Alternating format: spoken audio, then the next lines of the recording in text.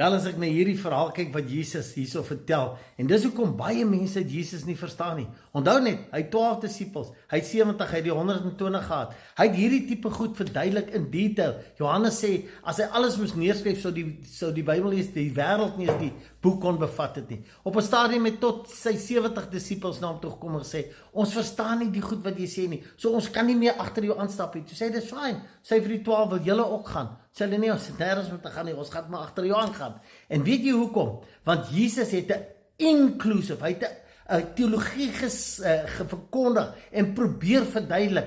In die lig van 'n kerk, van 'n sisteem, het Jesus gesê, almal is ingesluit, almal is deel, waar die kerk tot vandag toe sê, nee, jy's buite, jy moet eers aan hierdie klomp wette en regulasies en reëls voldoen, voor jy kan ingesluit wees.